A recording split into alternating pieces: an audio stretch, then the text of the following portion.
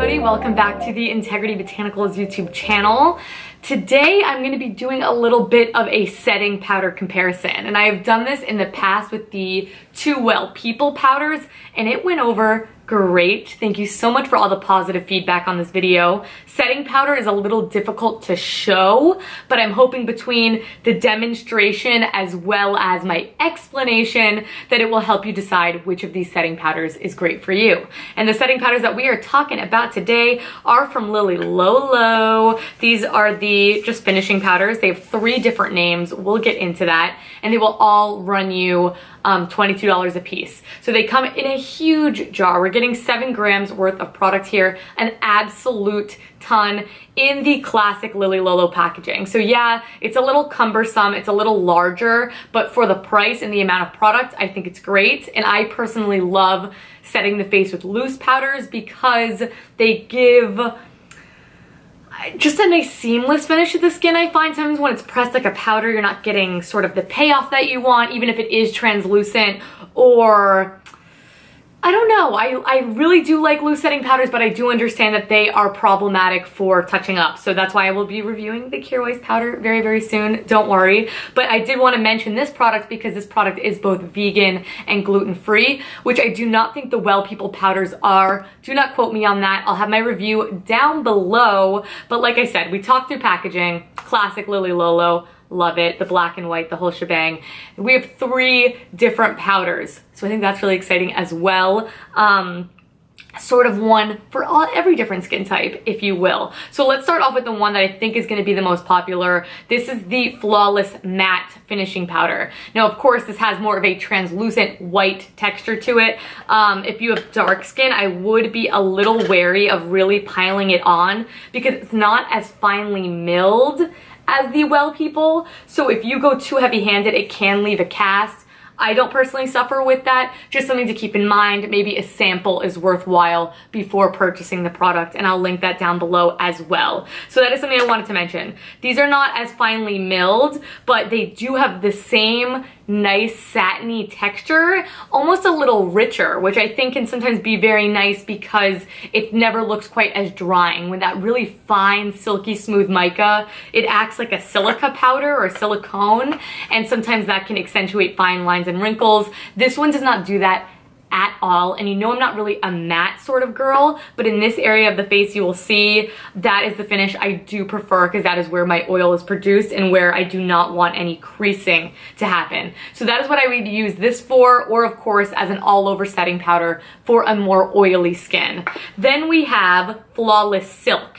And Flawless Silk is one of the 2 dewy powders that they have. Same exact packaging as always, but this has a more pale peachy tone to it. And when you swatch it, because I'm going to swatch these for you guys, even though it might seem a little pointless, I just want you to sort of see the difference, especially when you really pile it on.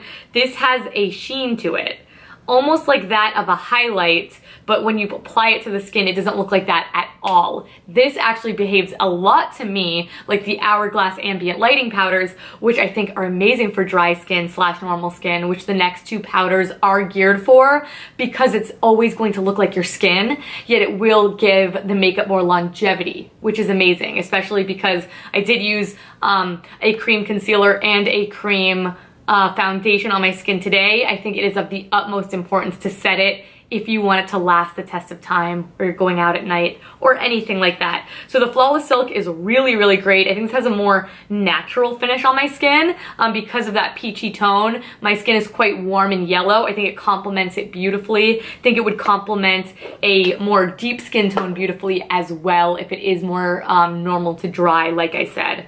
Then finally we have the Translucent Silk, and the Translucent Silk has more of a white tone to it, if you will. Again, not overly powerful, but this does have more radiance than the Flawless Silk that I just mentioned.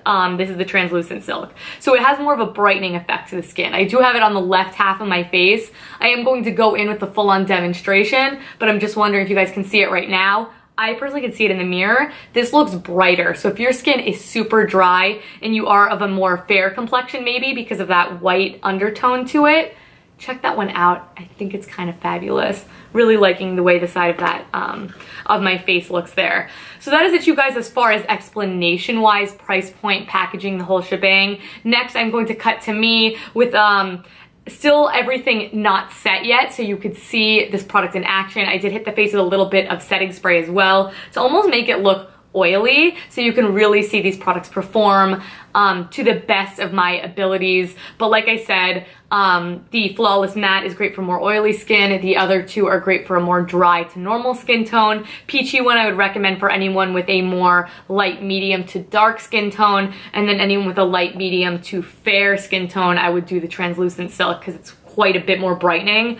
Or if you have super dry skin but you still like a bit of powder, that might be a good one as well. But enough rambling about that. If you have any other questions you need me to answer, leave me a comment down below. But until then, let's get right to the demonstration. Okay, so now that I've sort of walked you through the products, you know sort of what they're supposed to do, how they look, how they function, I wanted to physically show you. And I've done this in my W3ll People video, like I've already mentioned, and I think it went over pretty well. There's almost like nuances to powder, especially between the two more dewy finishes, but I am going to try to show them to you on the skin today. I think it's a little bit helpful, but like I said in the other video, if you're not really seeing it, take my word for it. I'm being very honest in this review, and I think these powders are really great and a great price point as well. So I'm just going to zoom you guys in, and we're going to get to setting the face, and you can see sort of the different functions, finishes, and the overall turnout of the skin. All right, so I'm up super duper close. You can like see my pores. And by the way, I did want to mention I am wearing the Kjaer Weis foundation with the W3ll People concealer. The W3ll People concealer is super emollient. I will never not set this. However, that's why I'm not wearing any eyeshadow or bottom mascara, because that would smear and transfer. So I'm gonna go ahead and set this first, and then I'll add a little bit of mascara and shadow underneath there. So you can see it did get a little settled. That happens because it's been sitting on my face for like 20 minutes now. I'm going to go in with the Flawless Matte powder. This is what I like to set the under eyes with. Though it is matte, I don't think it has that gross, overly dry texture to it, and that is why I like it for underneath the eyes. So I'm going in with the Delium Tools 942. This is just a little angled brush, and I am just going to, I always take the product in the lid, that's a lot, so I'm just taking a little bit, and I am just working it into the bristles. Tap off the excess. You can work a little bit on the back of your hand if you don't want it to leave any sort of cast, because this does have quite a white finish to it.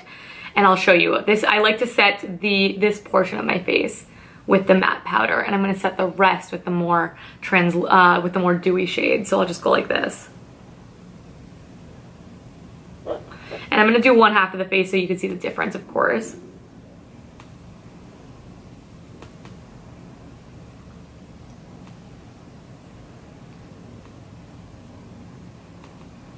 Now, I think it is totally fair to say that that immediately took away the shine, immediately set this in place. I no longer feel a tack to it. It sort of set that all in place, but it's not drying. This doesn't look drying at all. As someone with more dry skin, it's something I worry about, but I do much prefer a matte finish here because I think oil in this area and shine underneath the eyes is unflattering. So here's the difference. We'll get in even closer.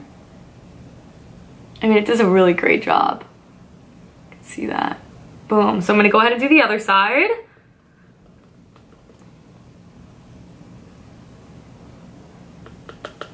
If you have larger pores, you can do more of like a stamping motion into the skin.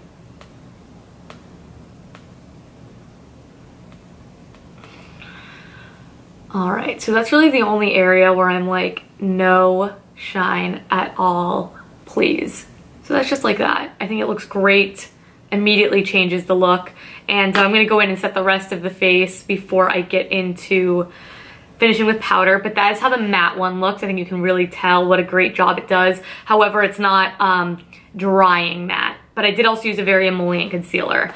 Next, I'm going to go in with Flawless Silk, and Flawless Silk is that more peachy undertone that I spoke about here. Again, I have some in the lid. This I'm going with the Kjaer Weis powder brush. It's nice and large because I'm going to set the entirety of this half of my face, from chin to forehead, all with that, and I'm going to use the whiter one on this side of the face. So again, I like a bit of a shine everywhere else because this is more for normal to dry skin types. Have it loaded up there. I'm just gonna do this.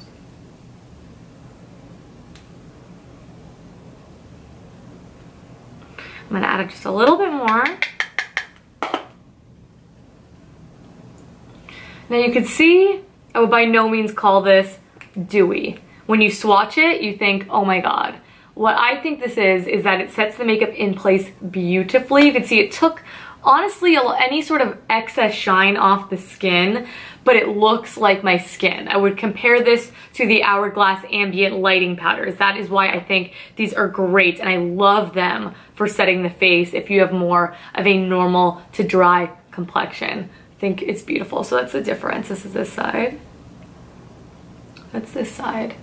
It's not clinging at all. It's not looking dry. It just looks really healthy and natural. Then we'll go in with the more white toned one, which is the translucent silk.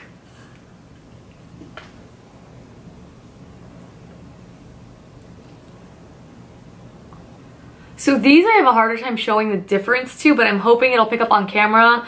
The translucent one, it's almost more brightening on the skin.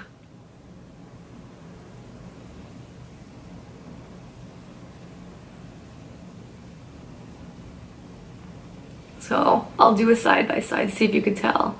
There's by no means a cast, but it is definitely a more brightening effect. So if you're more fair skinned and you want that, I think that would be great. And then if you have more of a medium to like olive complexion, the peachy one, or if you have dark skin and it's just more dry. So it just looks healthy, just looks radiant, but everything looks set. Everything still looks like my skin. Alright, you guys, so that is it. I got my little mascara on, my little eyeshadow on now, and I think my skin looks really great, healthy, matte in the right places. I've been testing these for the past few weeks, really making sure I'm bringing you guys the best of the best review. I'm really picky with powder. I would never review a powder that I didn't like, though I definitely like, I think, the Flawless Silk the best. I think they're all great and serve their purpose for different skin tones, different skin types, etc. I hope you found this video as helpful as you did the W3ll People one. I will link that down below. I think what the W3ll People Realist Powder, if you have like oily skin like to the max, I think that one is worth checking out. Unsure if it is vegan though, but I will link that. I will have that listed down below as well, including the brushes that I use. These are great. The slight angle of them makes it great to get into all the nooks and the crannies around the face. I also love this for blush. I also love this one for blush. Anyway, like I said, hope you found it helpful. Give this video a big thumbs up and subscribe. I upload new videos here twice a week. Don't want you guys to miss it. And don't forget, with all the product links and everything I include down below, I always have our social media. We'd love if you guys check this out elsewhere. We're everywhere, you guys. Come say hi to us, especially on Instagram. Who doesn't love Instagram? Anyway, thank you guys so much again for all the love and support. Video requests, I want to hear you sound off down below. And until next time, I will catch you in my next video. Bye!